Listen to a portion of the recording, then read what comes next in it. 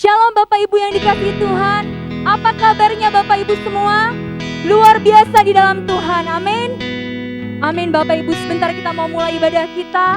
Kita mau masuk dalam hadirat Tuhan, kita mau berdoa di hadirat Tuhan. Terima kasih Tuhan, terima kasih Bapa.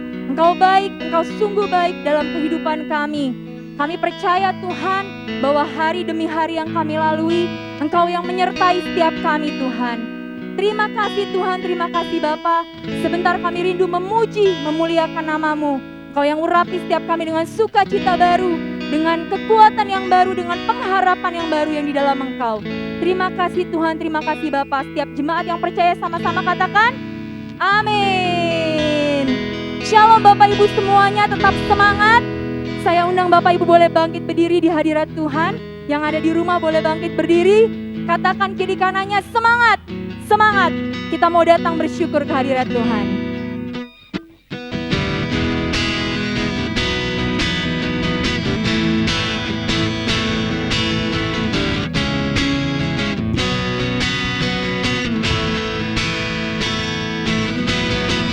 Datanglah kebaikan dengan hati bersyukur ke dalam pelatarannya. Dengan hati bersuka rasakan dan lihatlah betapa baiknya Tuhan baginya berlindung padanya. Akan bersorak-sorak, akan bersorak-sorak, bersyukurlah kepada Tuhan. Kita angkat tangan kita di hadirat Tuhan, Bapak Ibu, sama-sama kita bersyukur. Selamanya kasih setianya, bersyukurlah kepada Tuhan, sebab Dia baik, bahwasanya selamanya kasih setianya. Dengan segenap hati kita naikkan pujian ini dari awal Bapak Ibu.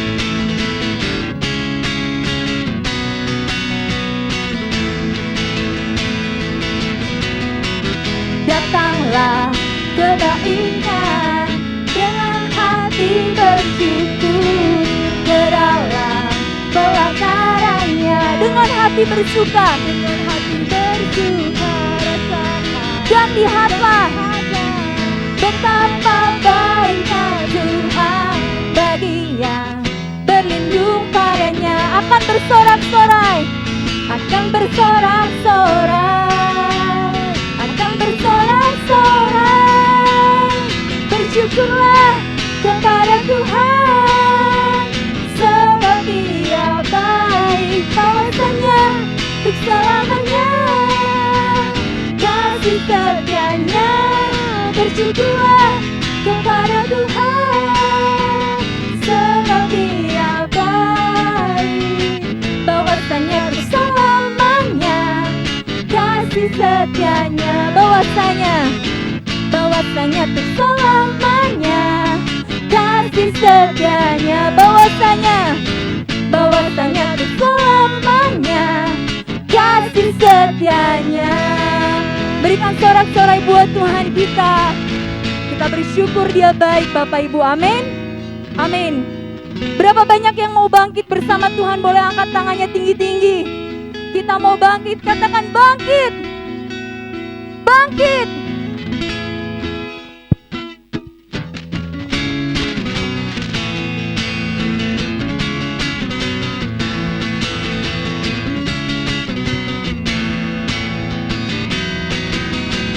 Bangkit, serukan nama Yesus. Maju, maju, nyatakan kuasanya. Kita buat iblis gemetar, kalahkan tipu dayanya dengan kuasa namanya. Katakan nama Yesus, nama Yesus, menara yang kuat, nama Yesus, kota benteng yang teguh, nama Yesus, kalahkan semua musuh. Nama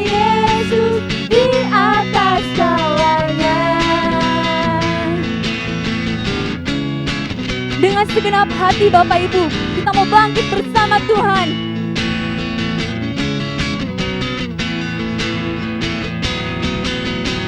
Bangkit, serukan nama Yesus. Maju, nyatakan kuasanya. Kita buat iblis gemetar, kalahkan tipu dayanya dengan kuasa namanya. Nama Yesus, mana yang kuat. Nama Yesus, kota benteng yang teguh. Nama Yesus, kalahkan semua musuh. Nama Yesus di atas segalanya. Nama Yesus di atas segalanya. Nama Yesus di atas segalanya. Kita berikan sorak-sorai buat Tuhan kita. Haleluya. Silakan duduk dalam hadirat Tuhan Bapak Ibu semuanya. Tuhan memberkati kita. Sebentar kita mau mendengarkan beberapa pengumuman. Kita saksikan pengumuman berikut ini. Headline News GBI Cisadane tanggal 22 Agustus 2021. Mulai hari Minggu tanggal 29 Agustus 2021, ibadah mulai dibuka kembali di gereja. Ibadah pertama dari jam 8 sampai jam 9 pagi dan ibadah kedua dari jam 10 sampai jam 11 dengan tetap memakai protokol kesehatan. Bagi Bapak, Ibu, Saudara-saudari yang membutuhkan dukungan doa, dapat mengirim pesan ke Instagram cisadane.ministry. Demikian pengumuman hari ini, Tuhan memberkati. Mari kita siapkan hati kita Bapak Ibu semuanya untuk masuk lebih lagi dalam hadirat Tuhan. Terima kasih Tuhan, terima kasih Bapa. Kami percaya Tuhan kalau rancangan-Mu adalah rancangan yang penuh damai sejahtera Tuhan. Rancangan-Mu dalam hidup kami bukanlah rancangan kegagalan Tuhan, tapi rancangan yang penuh dengan keberhasilan, rancangan yang penuh dengan damai sejahtera Tuhan. Terima kasih Tuhan, terima kasih Bapa.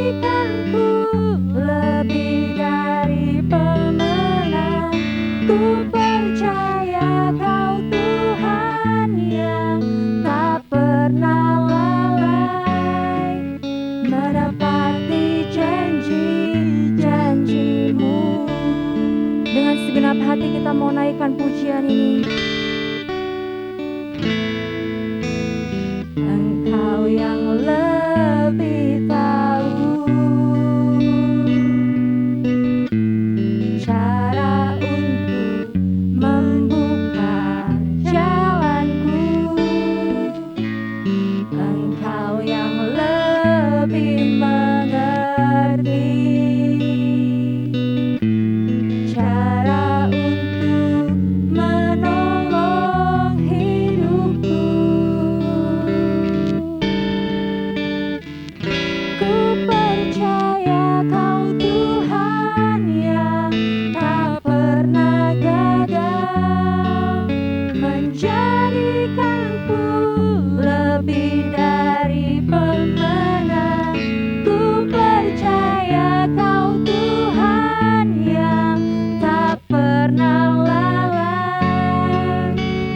menepati janji-janji-Mu. Ku percaya Kau Tuhan yang tak pernah gagal, menjadikanku lebih dari pemenang. Ku percaya Kau Tuhan yang tak pernah lalai, menepati janji-janji-Mu.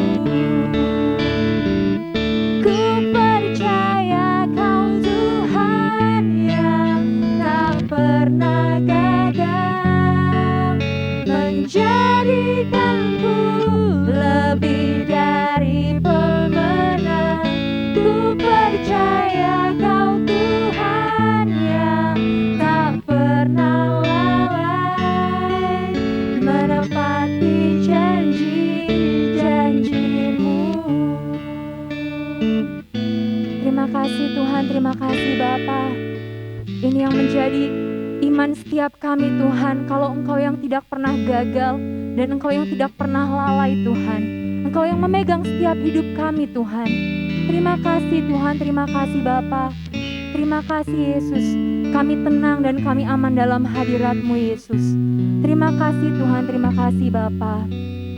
Terima kasih Yesus. Engkau baik Tuhan. Ku percaya Kau Tuhan yang tak pernah gagal, menjadikanku lebih dari pemenang. Ku percaya Kau Tuhan yang tak pernah lalai, menepati janji-janji-Mu. Ini yang kami percaya Tuhan. Ku percaya Kau Tuhan yang tak pernah gagal, menjadikanku lebih dari pemenang. Ku percaya Kau Tuhan yang tak pernah lalai, menepati janji-janji-Mu. Terima kasih Tuhan, terima kasih Bapa. Sebentar kami mau mendengarkan firman-Mu. Buka setiap hati kami, telinga kami, pikiran kami Tuhan. Kami percaya Tuhan ada kekuatan baru, ada janji-janji-Mu yang baru Tuhan, yang menyertai hidup kami Tuhan. Terima kasih Tuhan. Setiap jemaat yang percaya katakan, amin.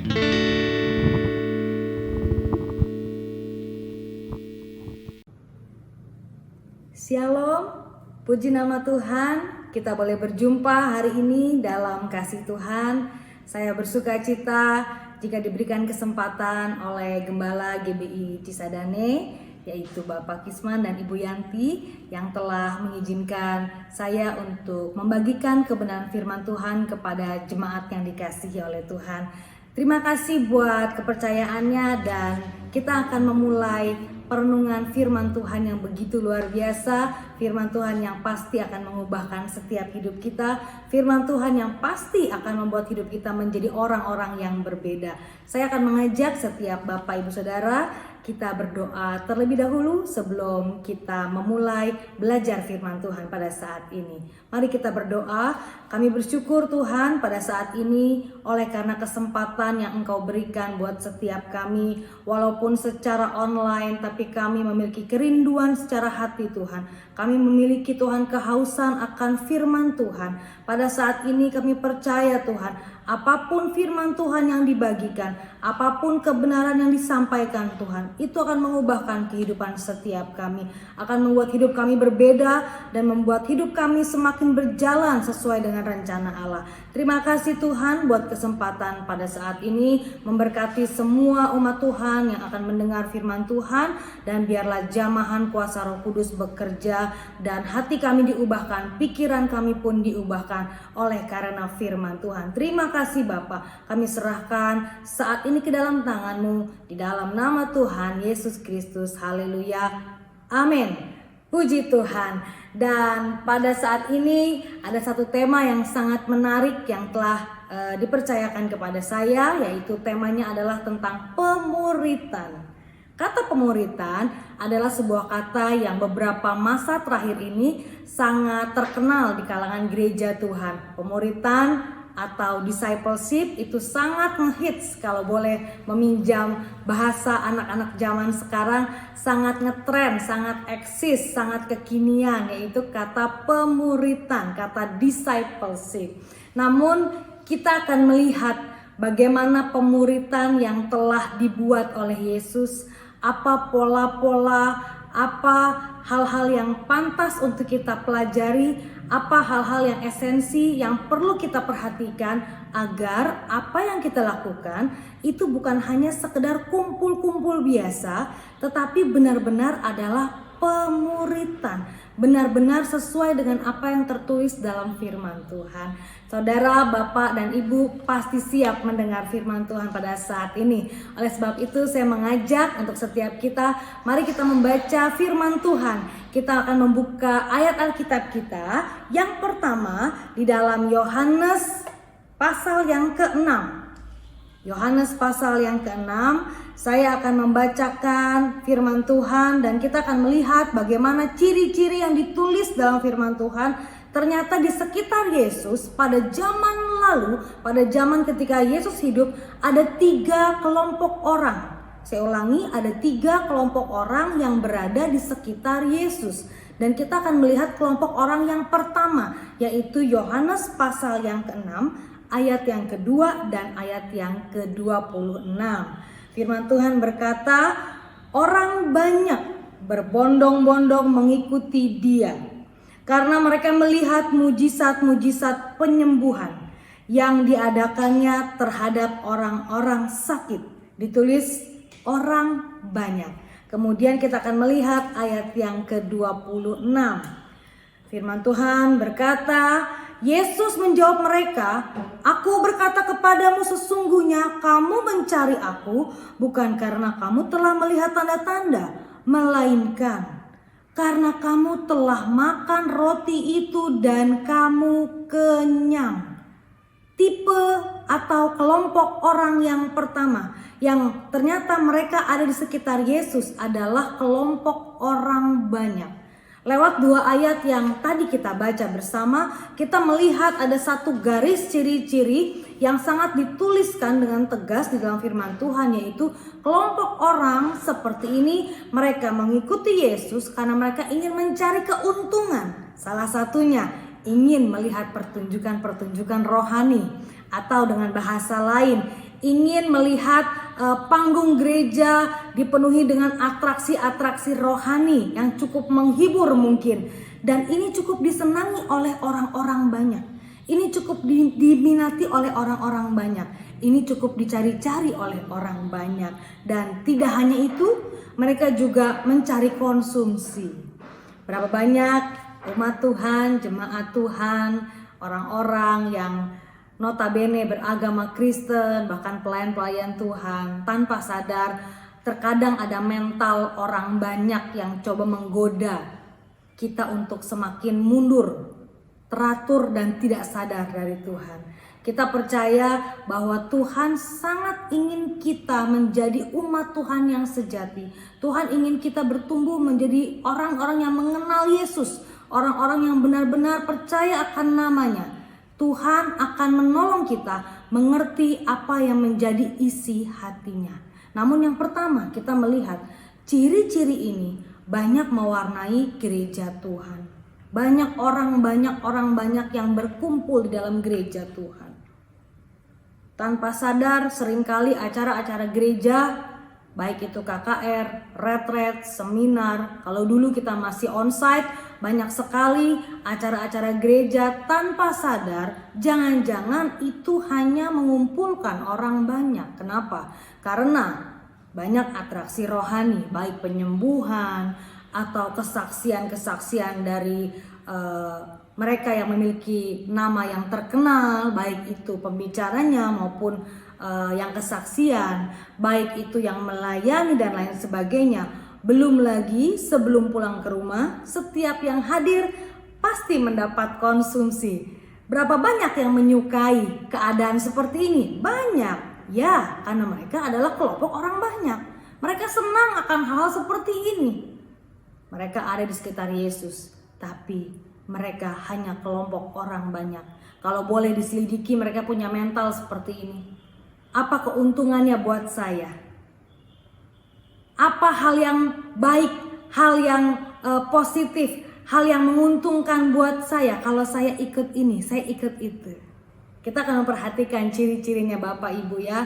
Kita rindu sepanjang kita mengikut Yesus, kita betul-betul ditemukan oleh Yesus bukan memiliki mental orang banyak yang ikut hanya untuk melihat pertunjukan rohani, untuk mengikuti kegiatan-kegiatan agamawi, bahkan mengejar konsumsi.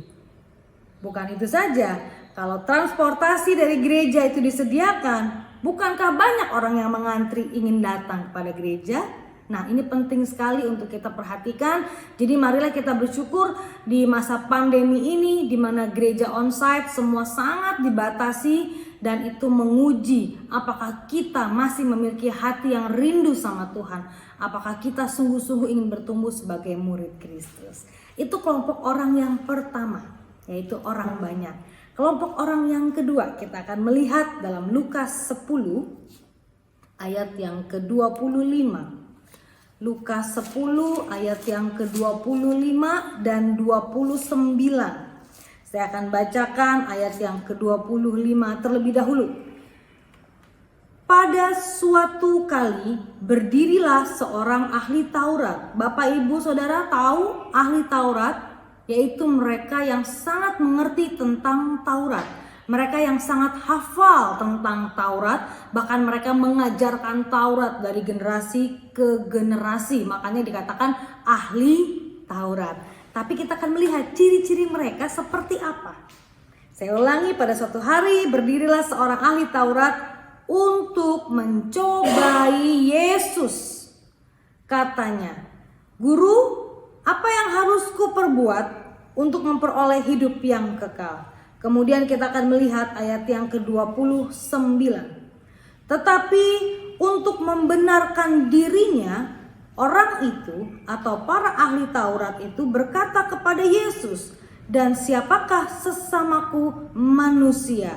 Singkat cerita, kisah yang ditulis dalam Lukas pasal yang ke-10 ini, ahli-ahli Taurat mereka ingin mencobai Yesus. Yesus adalah kebenaran. Bukankah seringkali kita menjumpai orang-orang yang ingin mencobai kebenaran? Orang-orang yang bertanya hanya untuk membenarkan dirinya sendiri. Orang-orang tersebut mungkin pintar secara alkitabiah, tapi tidak ada hati yang betul-betul remuk dan rindu untuk belajar menjadi murid Kristus. Mereka hanya betul-betul ingin mencobai. Mereka hanya ingin mengumpulkan pembenaran-pembenaran untuk dirinya sendiri. Ini penting sekali. Sebagai gembala sidang, Tuhan mengizinkan saya untuk belajar. Seringkali ketika konseling dengan jemaat atau jiwa-jiwa yang Tuhan percayakan, saya menemukan ada dua tujuan. Yang pertama, tujuan jiwa atau jemaat yang sungguh-sungguh mencari kebenaran firman Tuhan. Yang kedua, jemaat atau jiwa-jiwa yang hanya ingin mencari pembenaran. Artinya apa? Mereka cuma ingin dibenarkan atas tingkah, atas perilaku, atas keputusan yang mereka buat.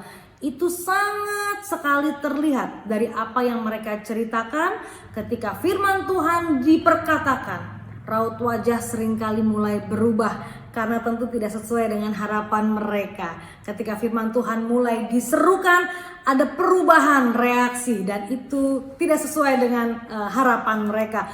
Di situ saya belajar dan saya melihat dalam penggembalaan, dalam pelayanan di gereja Tuhan, saya lebih rindu, saya lebih haus, saya lebih antusias ketika saya melayani orang-orang yang sungguh-sungguh mencari kebenaran firman Tuhan. Apapun latar belakangnya, apapun masalah, apapun kendala, tantangan yang dihadapi, jikalau dia sungguh-sungguh mencari kebenaran firman Tuhan, itu akan sangat berbeda. Karena kebenaran itulah yang akan membuat mereka semakin merdeka. Puji Tuhan. Tapi kalau berhadapan dengan orang-orang yang bermental ahli Taurat, apapun ayat firman Tuhan yang dibagikan, apapun kebenaran firman Tuhan yang disampaikan, pasti akan terkunci pada pembelaan diri sendiri. Persis seperti apa yang ditulis dalam Lukas 10. Dan itu pun seringkali dalam pelayanan, pengembalaan, dan pemuritan, saya seringkali menemukan ada ciri-ciri tersebut. Nah, itulah kelompok orang yang kedua yang dituliskan, yang ada di sekitar Yesus. Yang pertama orang banyak, yang kedua orang-orang Farisi, dan yang ketiga kita akan melihat inilah kelompok yang terakhir, kelompok yang kita akan bicarakan banyak pada saat ini, yaitu kelompok murid-murid. Kita akan lihat dalam Lukas 14 ayat 26, 27 dan 33. Saya akan mulai membacanya. Jikalau seorang datang kepadaku dan ia tidak membenci bapaknya, ibunya, istrinya, anak-anaknya, saudara-saudaranya laki-laki atau perempuan, bahkan nyawanya sendiri, ia tidak dapat menjadi muridku. Ayat 27. Barang siapa tidak memikul salibnya dan mengikut aku, ia tidak dapat menjadi muridku. 2 kali ditulis, dan kita akan melihat ayat yang ke-33. Demikian pula lah tiap-tiap orang di antara kamu yang tidak melepaskan dirinya dari segala miliknya tidak dapat menjadi muridku. Jadi sangat tegas sekali kalimat yang tadi kita baca lewat 3 ayat tersebut. Orang-orang demikian tidak dapat menjadi murid Kristus. Orang-orang demikian fokus kepada dirinya sendiri. Orang-orang demikian fokus dengan kesenangannya sendiri, fokus dengan pembenarannya sendiri, dan dikatakan tidak dapat menjadi murid Kristus. Wah, ini sangat luar biasa. Kita tahu bahwa menjadi murid Kristus diajarkan suatu sikap, sebuah keputusan hati yang sangat betul-betul itu Tuhan tunggu dan Tuhan nantikan, yaitu sangkal diri, pikul salib, ikut Yesus. Dalam pemuritan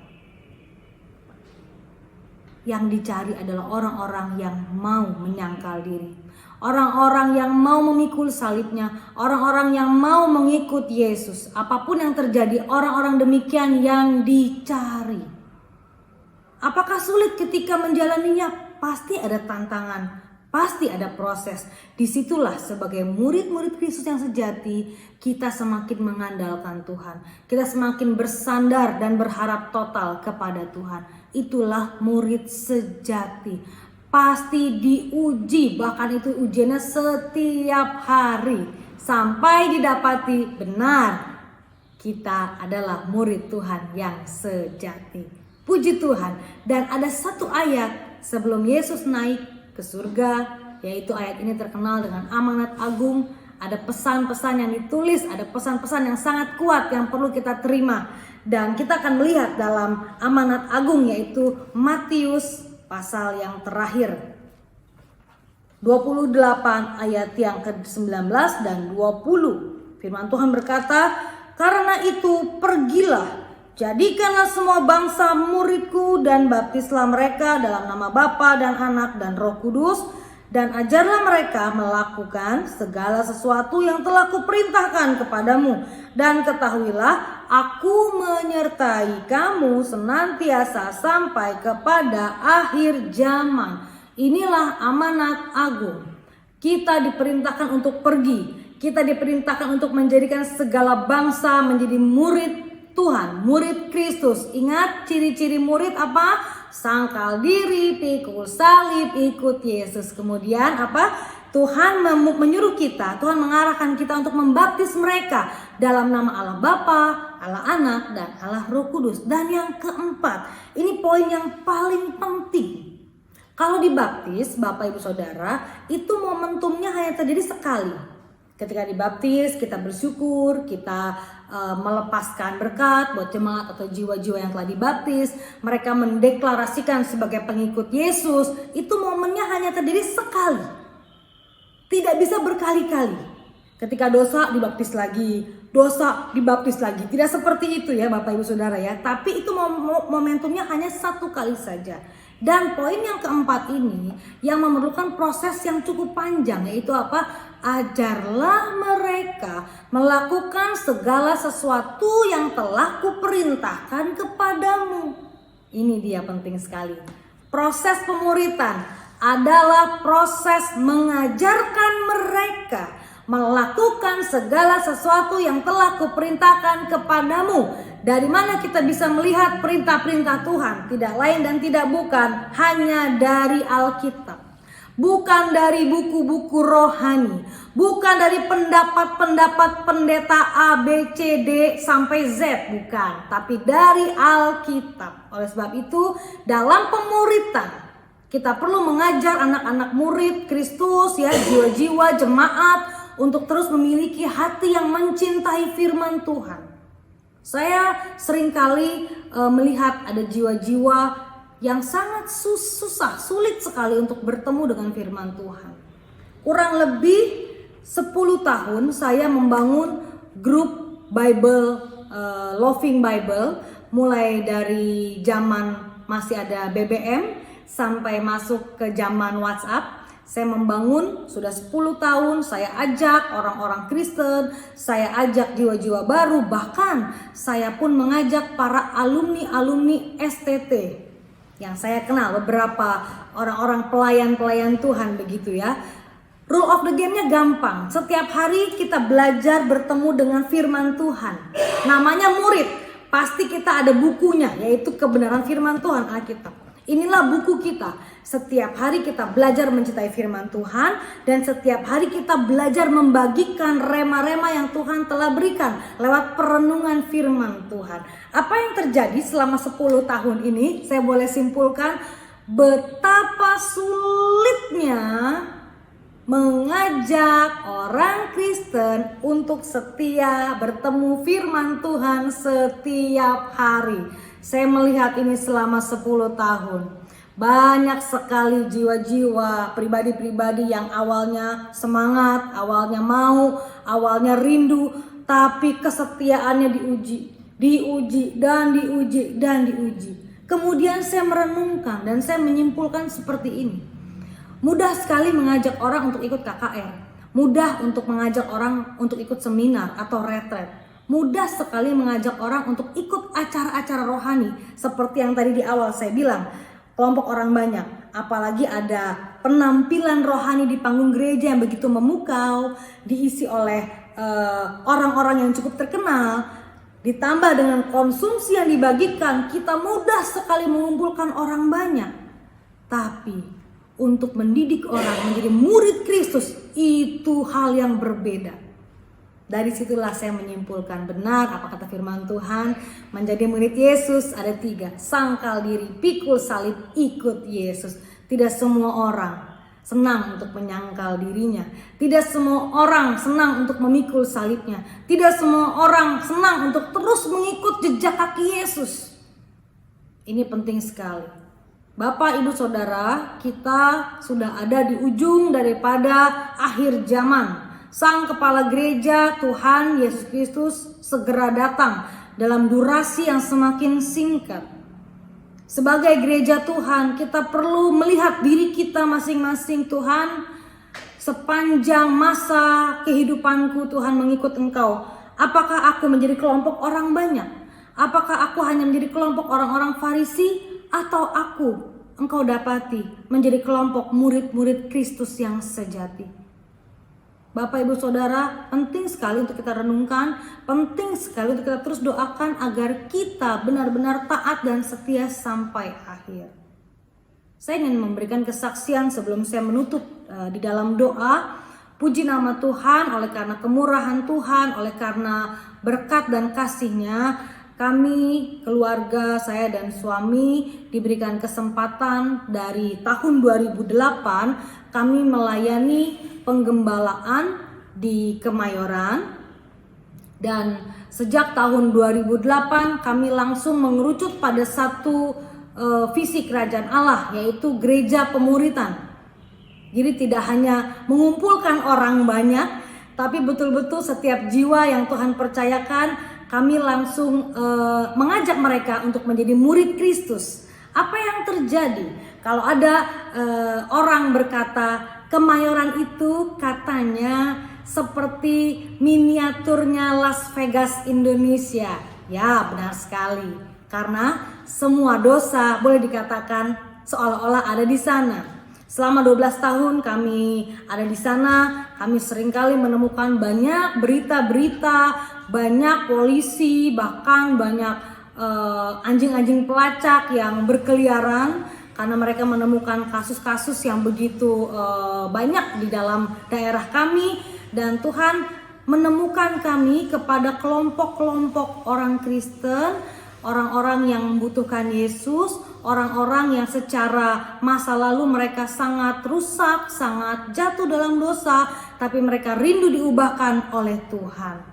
Kami bersyukur, kami melihat ada murid-murid Kristus yang mau bertumbuh, murid-murid Kristus yang mau berubah karena mereka berjalan bersama dengan Yesus. Tidak sedikit dari mereka memiliki pekerjaan di masa lalu mereka sebagai penari malam di klub-klub di Jakarta. Mereka juga lepas dari dosa mereka sebagai istri simpanan.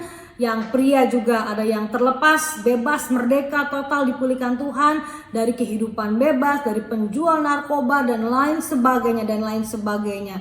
Kami melihat bagaimana cara Tuhan bekerja dengan sungguh ajaib.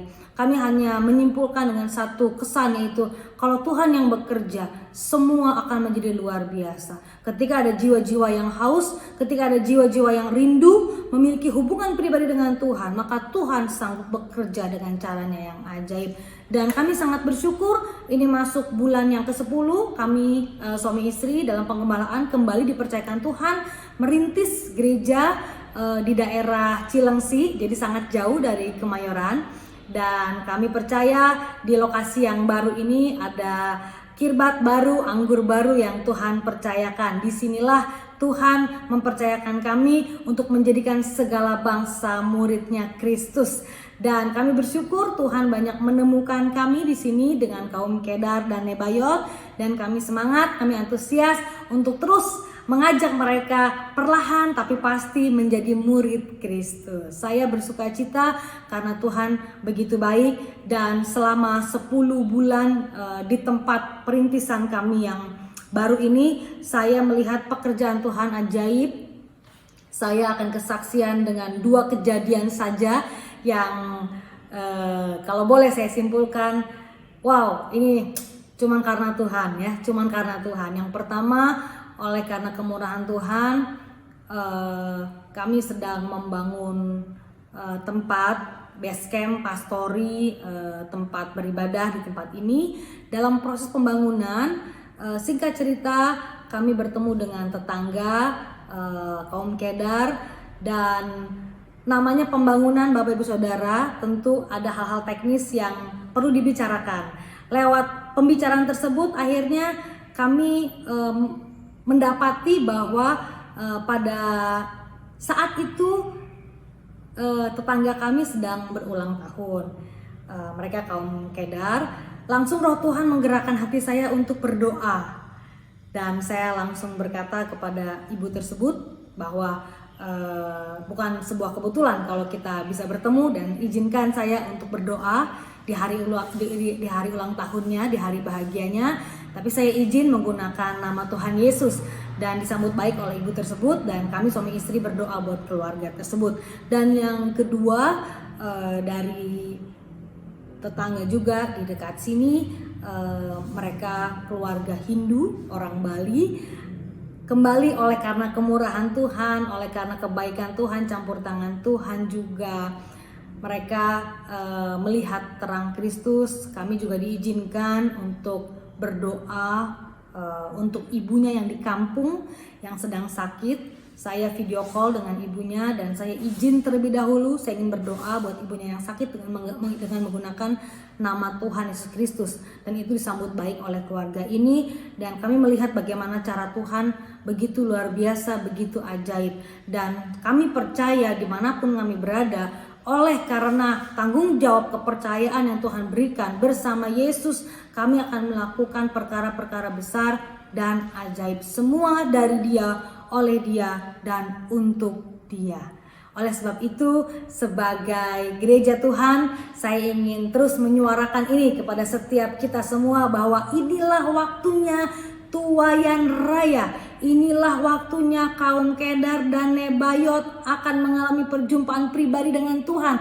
Ini waktunya jiwa-jiwa akan mengalami pertobatan. Haleluya, amin. Ini waktunya kita sebagai gereja Tuhan yang telah terlebih dahulu merasakan kasih Tuhan, yang terlebih dahulu merasakan jamahan Tuhan, benar-benar menjadi terang, menjadi garam. Terang itu harus terlihat, garam itu harus terasa. Itulah fungsi gereja Tuhan.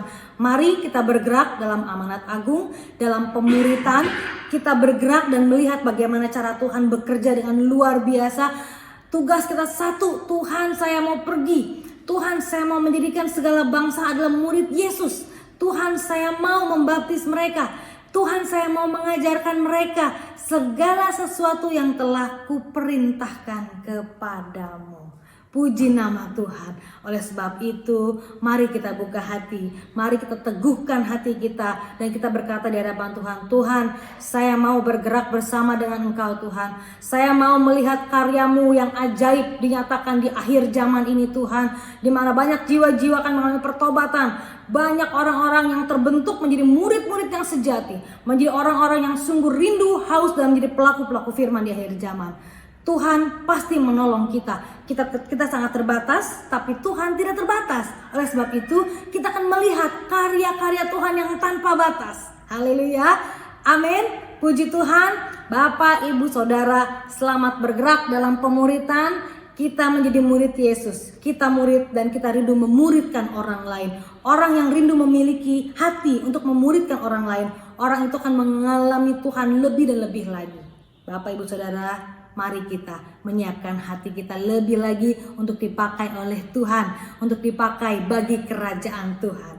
Puji Tuhan, haleluya. Saya rindu berdoa buat setiap kita yang mendengar firman Tuhan pada saat ini. Mari kita berdoa. Bapa, di dalam nama Yesus, kembali kami bersyukur Tuhan, kami menerima kebenaran firman Tuhan. Dari hati kami mau berkata, Tuhan, ini aku dan utuslah aku Tuhan.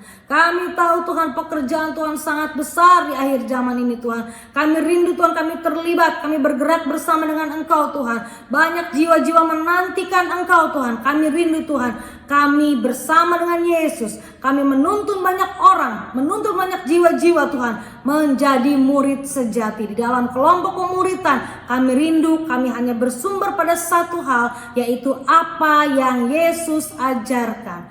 Tuhan, pada saat ini Tuhan, apapun, dimanapun keadaan setiap kami yang mendengar firman Tuhan, kami terlalu percaya Tuhan, tidak ada satupun yang dapat menghalangi kami Tuhan, untuk kami merasakan kuasa kasih-Mu Tuhan. Kami percaya kuasa-Mu jauh terlebih besar, kami percaya kasih-Mu jauh lebih dahsyat, menjangkau jiwa-jiwa yang terhilang. Inilah kami Tuhan, utuslah kami, biar kami hidup menjadi berkat, kami menjadi terang, kami menjadi garam, karena itulah fungsi gereja Tuhan di muka bumi ini. Terima kasih Tuhan buat saat ini, kami bersyukur dan kami percaya firman Tuhan termaterai dalam jiwa kami. Terima kasih Tuhan, di dalam nama Tuhan Yesus Kristus, setiap Bapak, Ibu, Saudara yang siap menjadi murid sejati dan siap memuridkan jiwa-jiwa yang terhilang, sama-sama dengan iman, serukan amin. Puji nama Tuhan.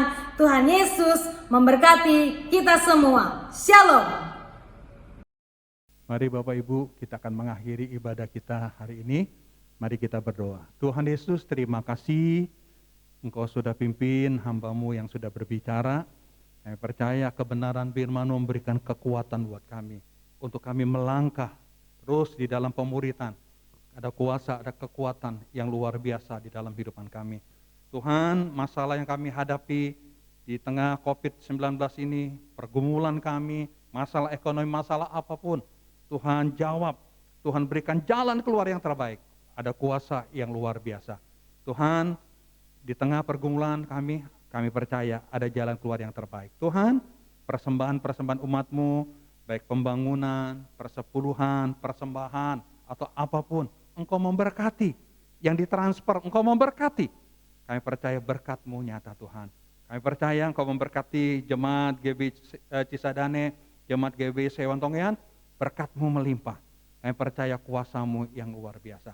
Makasih, sebelum kami melakukan aktivitas, Engkau memberkati kami Tuhan, dengan berkat yang luar biasa. Mari Bapak Ibu kita angkat tangan, sidang jemaat yang Tuhan kasih, sekarang terimalah berkat dari Bapa di surga, kasih sayang dari anaknya Tuhan Yesus Kristus, dan persekutuan kuasa Roh Kudus, menyertai setiap kita dari sekarang sampai Maranatha, sampai Tuhan Yesus datang yang kedua kali. Di dalam nama Tuhan Yesus. Semua yang percaya katakan, amin. Tuhan memberkati.